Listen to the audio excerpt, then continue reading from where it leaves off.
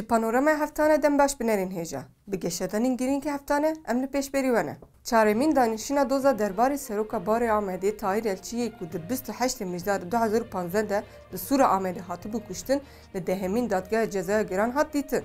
Di danîşînê de derket holê ku harddiska ku yek ji delîla herî girînka dosyayê ye ji bo lêkolînkirinê ji tubîtakê re hatibû şandin vala ye. Beriya danîşînê kesên ku tên gotin şahidin nameya ji baroya Amedê de şandin û pêvajoya ku polîs û dozgeriyê çawa ew kirine şahid vegotin.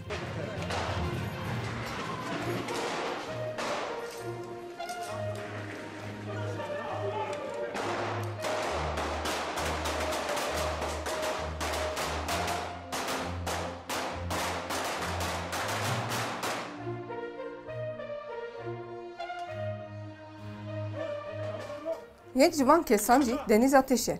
Ateş ku nihal girtîgeha tîpa feya Bolê girtiye da zanîn ku dozgerê Komerê Kenan Karaca ku ji bo şerê li Sûrê hatibû peyvîrdarkirin bi soza berdanê ew areste kiriye. Serokê Barê Amedê Nahit Eren nameya Ateş pêşkêşî dadgehê kir. Ateş di nameya xwe de got polîs û leşkeran bi awayekî li dijî rûmeta mirovahiyê îşkence li me kirin.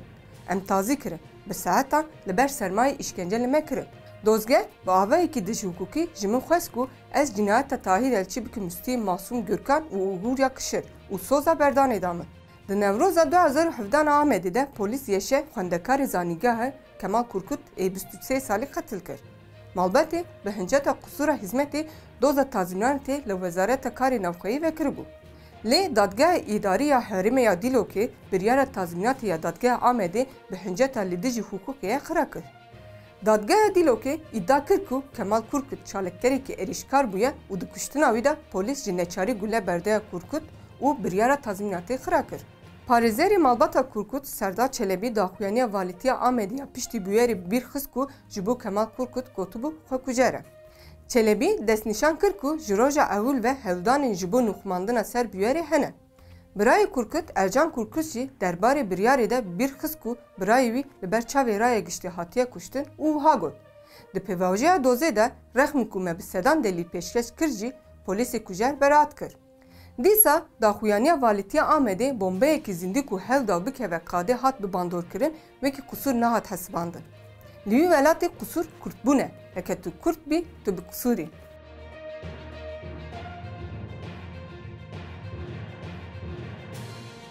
Malbatên girtiyan ji bo ku girtiyên navxweş û girtiyên ku înfaza wan qediyan û nayên berdan werin berdan li Amed û Wanê nobeta edaletê de ne. Malbatên ku di nav çalakiyan de ne xwestin dengên wan were bîstin û gotin ku ev ne cenazeyan zarokên xwe dixwazin. Nobeta edaletê ne tenê li Wanê Amedê. Li Rihayê jî ji aliyê malbata Şenya Şer ve li Dêrsimî jî ji aliyê malbata Gülistan Doku ve tê meşandin. Di van çalakiyan de yekene daxwaza malbatan pêkanîna edaletê ye. Li aliyê din ve çalakiyê malbatên şehîdan li ber deriyê Semalkayê ji bo girtina cenazeyên gerîlayê ku di encama kemîna PDK de jiyana xwe ji dest dan jî didome.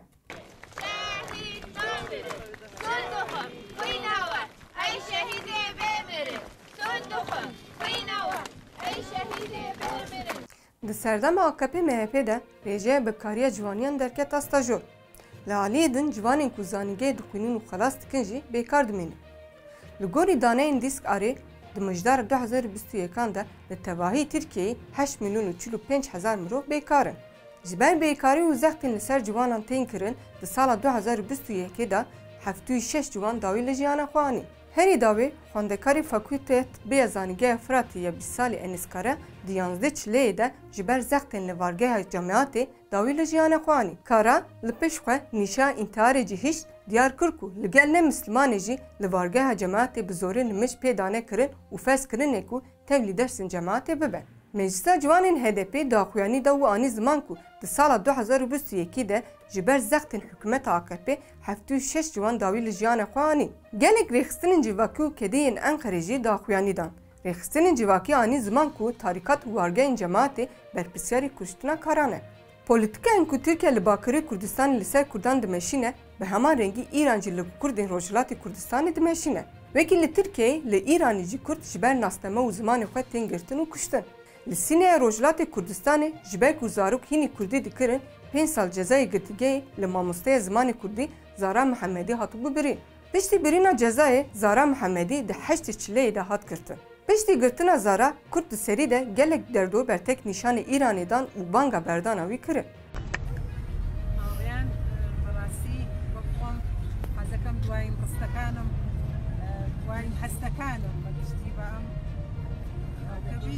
Ji alî din ve saziya Kurşok yek ji wan saziyanê ku di warê pêşxistina zimanê Kurdî de kar dike, bi daxuyaniyekî girtina Zara Mihemedî şermezar kir û ragihand ku cezakirina Zara ispata devama siyaseta desthilatdarê Îranî ji bo bêdengkirina neteweya Kurd e û wiha got. Em ê xwedî li Zara Mihemedî derkevin.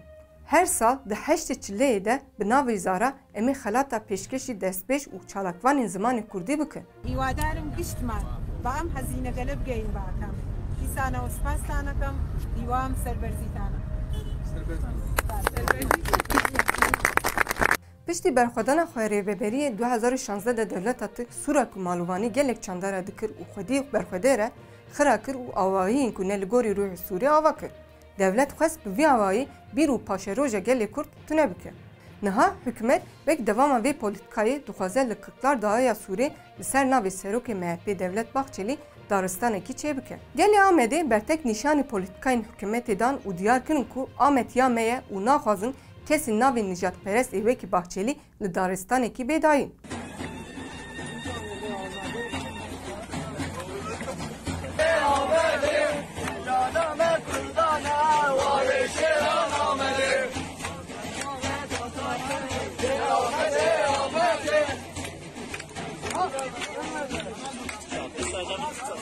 Rêxistinên sivîlên demokratîk di serî de hunermend, ekolojîst, komeleyên çand û hunerê ya Amedê bertek nîşanî vê tiştê dan û diyar kirin ku devlet dixwaze wan bi bêd bihêle. Gotin ku ew esb û feslê kesî ku di bildoziya wî de qetliyam heye û rasterast dijminê gelê Kurd e qebûl nakin. Kete rojeva gelê me û raya kiştî. Li Çiyayê Kırklarê bi sed deh dolim erazî jî ji hêla Fayûm û li Dugeta Daristanê ve ji bo vê daristana ku qala wê tê kirin hatiye tehsîs kirin. Gelê Kurd û Kurdistanî di salan ku bi bûyerên bigirangî re rûbirûne. Hevserokê HDP Mithat Sancar jî di civîna partiya xwe ya li meclisê de bal kişan ser mijarê û got ku Amed ya me ye. Gelê Amedê dibêje Amed ya me ye.